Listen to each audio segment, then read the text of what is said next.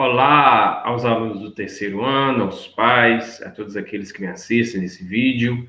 Nosso encontro de hoje é para realizarmos a correção da semana 2 do PET do terceiro ano, volume 2. Nós vamos abrir o material para realizarmos as correções dos componentes curriculares de língua portuguesa e matemática. Então, PET terceiro ano, volume 2. Vamos iniciar pelo componente curricular de língua portuguesa, atividade número 1. Assista o vídeo culinário biscoito assado com 3 ingredientes.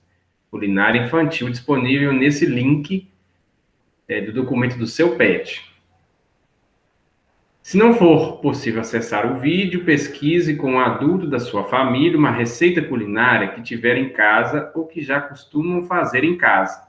Registre uma receita da família no espaço abaixo ou em uma folha à parte para ser anexada a esta atividade. E não se esqueça, o seu texto tem que conter todas as partes de uma receita: título, ingredientes, modo de fazer. Capriche! Então, caro aluno, essa atividade é pessoal, ou seja, vocês vão conversar com seu pai, com a sua mãe, com a sua família, e separar uma receita que já tem na sua casa ou uma receita que a sua família já costuma fazer e registrar no espaço abaixo da atividade número 1 ou numa folha e anexar a essa atividade do PET. Eu coloquei aqui o meu modelo, uma receita da minha família, para compartilhar com vocês. Por quê? É muito importante que vocês, no momento de registrarem essa receita, escrever essa receita, respeitem a estrutura do gênero textual da receita, que, em resumo, tem o título, os ingredientes e o modo de preparo.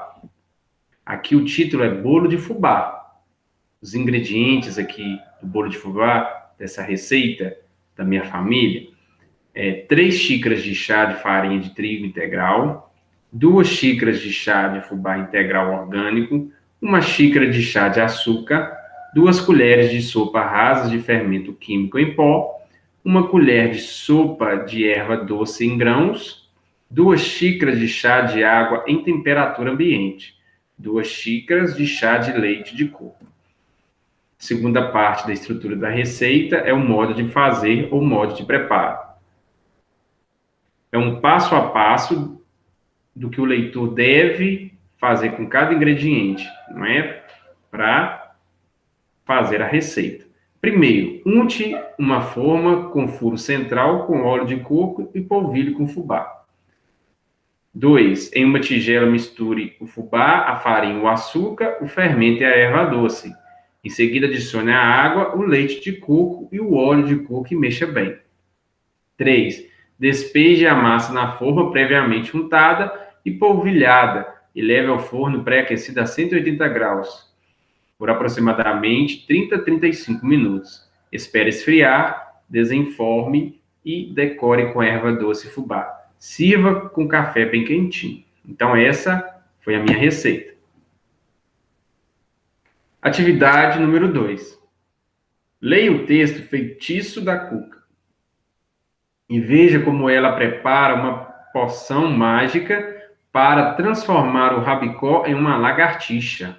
Então, vamos ver aqui o texto Feitiço da Cuca, uma receita do Feitiço da Cuca. Ingredientes: 1 asa de morcego, 4 patas de aranha, 1 orelha de rato, 1 pitada de unha ralada de tamanduá, 1 copo de gosma de lesma.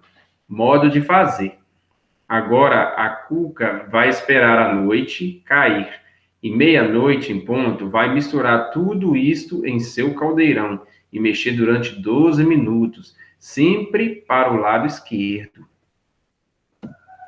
Agora, usando sua criatividade, você irá planejar e produzir uma receita do mundo do faz de conta, usando ingredientes e preparos bem diferentes. Mas lembre-se, a estrutura do texto precisa ter a característica de uma receita culinária, aquilo que eu já havia dito para vocês nesse vídeo. Faça em uma folha à parte e anexe nessa atividade. não se esqueça de fazer uma ilustração bem bonita da sua receita. Então, nesse momento, vocês vão produzir uma receita do mundo do faz de conta, criar uma receita do mundo do faz de conta, tá? Usando os ingredientes e preparos diferentes, né? Respeitando a estrutura do gênero textual receita, ok? Após a conclusão dessa atividade, nós vamos passar para o número 3, né?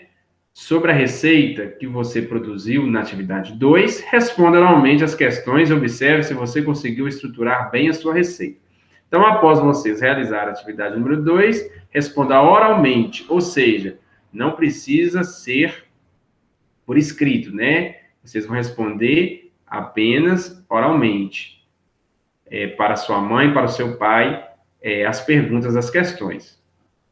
Letra A, o título da sua produção é típico de uma receita? O título que você colocou é típico de uma receita?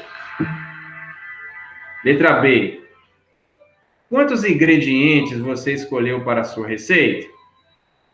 Letra C, os ingredientes foram quantificados, ou seja, cada um recebeu a quantidade que deve ir em cada receita? Letra D, o modo de fazer foi pensado em forma de passo a passo? Letra E, a ilustração que você desenhou combina com a receita que escreveu? Então, vocês vão responder oralmente, né, para o papai e a mamãe, se a sua receita do faz de conta atendeu todas essas questões aqui. Se não atendeu, você volta e faça as adequações. Vamos iniciar agora a correção das atividades de matemática, né, do componente curricular de matemática. Número 1, observe essas figuras geométricas espaciais. Então, nós temos duas figuras geométricas espaciais. A primeira é o prisma de base triangular e a segunda é a pirâmide de base quadrangular. Então, nós vamos observar algumas características. Por exemplo, o prisma, ele possui duas bases, né? Base é a parte da figura geométrica que sustenta ela, não é? E a pirâmide possui somente uma base.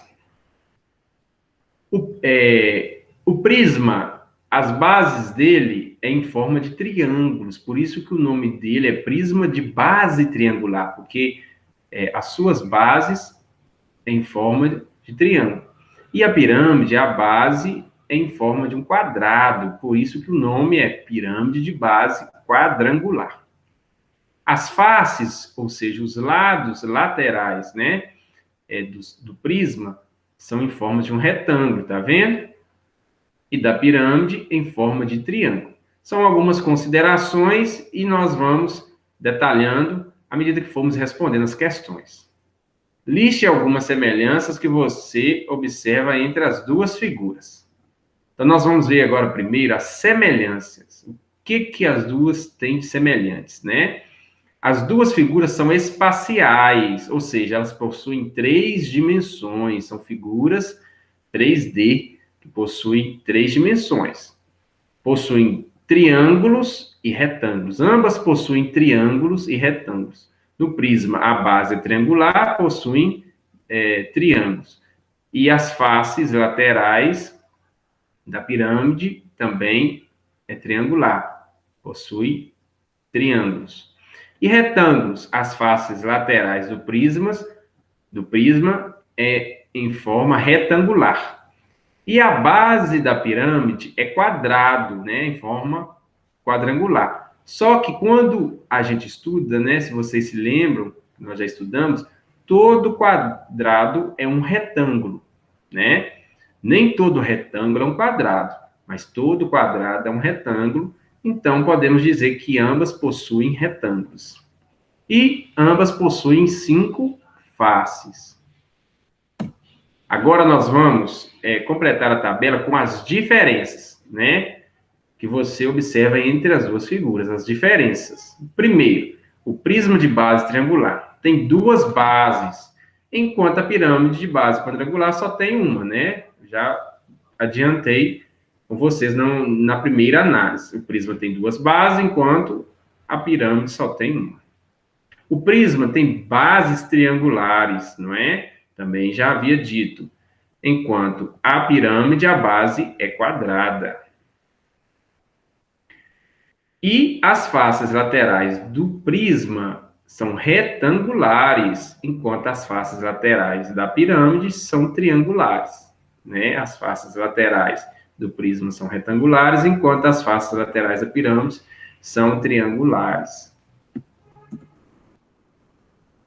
Espero que esse vídeo tenha ajudado você na correção da sua atividade da semana 2 do PET volume 2 do terceiro ano, né? Se esse conteúdo foi importante, te ajudou, não se esqueça de se inscrever no canal, de deixar o seu like e compartilhar esse vídeo.